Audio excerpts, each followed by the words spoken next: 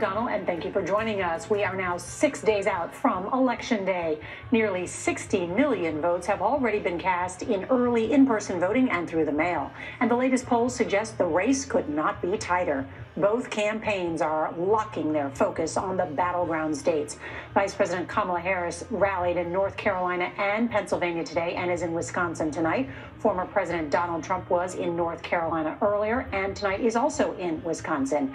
He landed in Green Bay just a short time ago and then pulled this campaign stunt, speaking to reporters from a garbage truck. Proof that he and his supporters are giving no grace to a gaffe by President Biden, where he, in his explanation, inadvertently called Trump supporters garbage. This, of course, was in response to that racist joke about floating garbage told at a Trump rally just last weekend.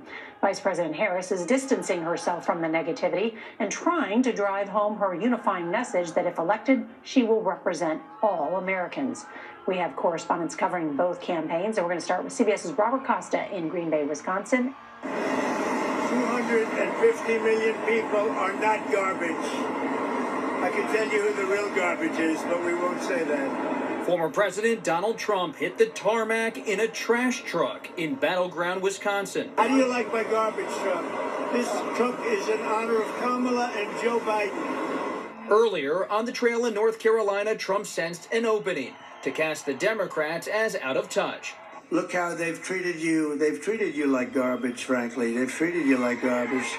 Trump expressed outrage at comments made by President Biden and took aim at Vice President Harris. My response to Joe and Kamala is very simple. You can't lead America if you don't love Americans. You just can't. Biden's remarks were made during a video call with Latino activists and sparked debate over what he meant. The only garbage I see floating out there is his supporters.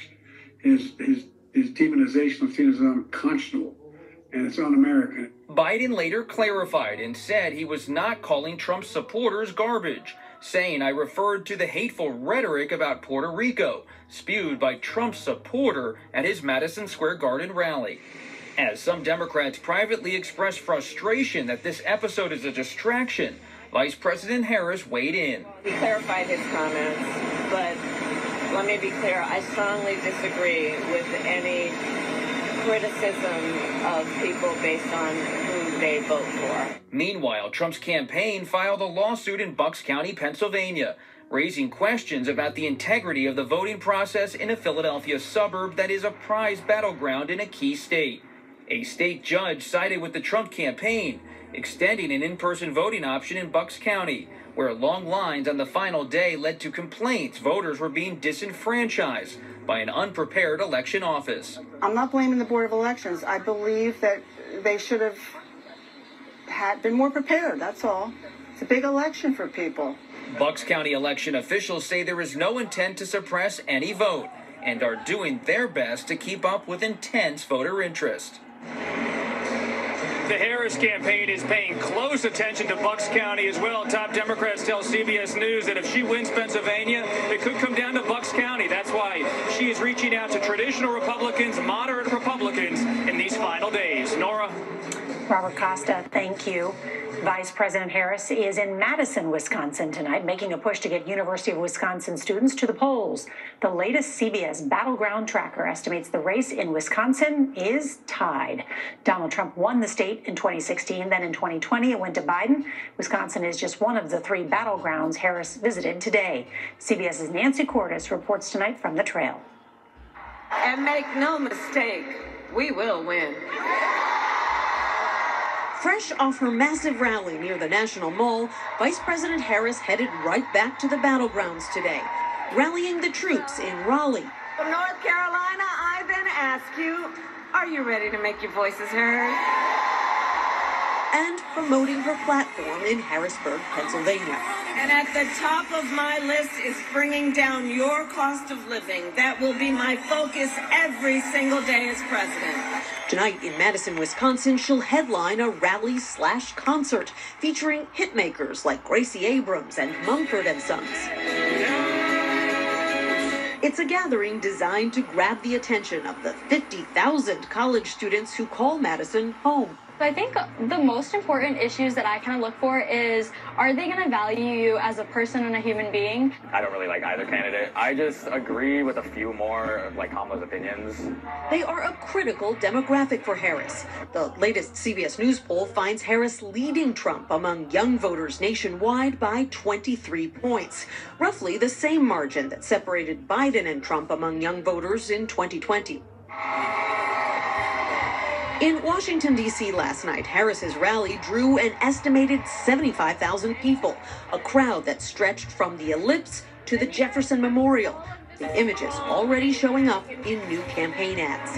In 7 days, we have the power to turn the page. Today, Harris picked up another high-profile Republican endorsement, this time from former California Governor Arnold Schwarzenegger. In a social media post, he wrote, "We need to close the door on this chapter of American history." And he argued Trump will divide, he will insult, he will find new ways to be more un-American than he already has been. Wisconsin is so central to the Harris campaign's blue wall strategy that she's campaigning here tonight, heading to Arizona and Nevada tomorrow, and then coming right back here to the Badger State on Friday before spending much of the weekend campaigning all over equally pivotal Michigan. Nora? Nancy Cordes with that new reporting. Nancy, thank you. We want to turn now to the FBI investigation into a suspected arson attack on ballot drop boxes, one in Oregon and one in Washington state. A law enforcement source confirms the incendiary devices used in the sabotage were marked with the words "Free Gaza." Well, tonight, police warn the suspect may strike again. CBS's Nicole Skanga is here with some new developments. All right, what have you learned from your reporting? Nora, investigators are still searching for a motive in these ballot box fires, but a law enforcement source tells CBS News it's still unclear whether the suspect here is a pro-Palestinian sympathizer or just trying to stoke controversy. This is what's left of hundreds of burnt ballots inside a drop box in Clark County, Washington. An election official said an unknown number of other ballots were destroyed.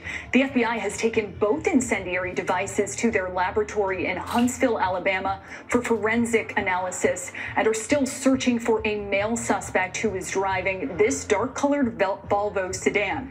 And Portland police said today they believe he may have metalworking experience based on the detailed welding on both of these devices. That's an interesting clue. So how many ballots are we talking about, and what can voters do to make sure their ballots are protected? In Portland, 3 ballots were damaged. In Washington state, officials say 494 ballots were damaged, but county officials there have already identified nearly every one of those voters, and they're reaching out to them directly. They've also positioned ballot box watchers or observers across the county.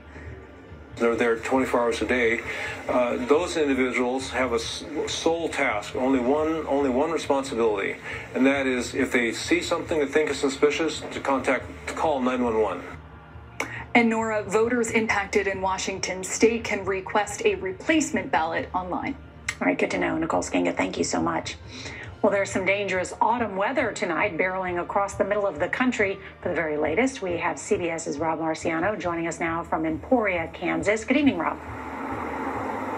Hello, Nora. This is our first significant severe weather threat of the fall season, and we've already seen a wind gust to 90 miles an hour in Nebraska, 77 miles an hour in northern parts of Kansas, where there is some damage to some buildings there. And the tornado watch is up. They stretch now into Missouri, includes Kansas City, down the I-35 corridor where we are, and then down through Oklahoma City as well till at least 9 or 10 o'clock tonight. We're worried about storms bubbling up ahead of that front. We've already seen a lot of action across parts of Omaha and through Des Moines. And then once the line pushes through, it'll be more straight line winds, some embedded tornadoes overnight tonight, Little Rock into St. Louis, weakening some across the Mississippi. These are fueled by some record-breaking temperatures at ahead of the front, the eastern half of the country. You're feeling it. Temperatures 10 to 15 to 20 degrees above normal today, and there it'll be warming across the east and then cooling down for everybody over the weekend, but not before dangerous storms come through here tonight. Nora? Good information, Rob Marciano. Thank you so much. Our election coverage continues next with a look at 2 races that could shake up the U.S. Senate.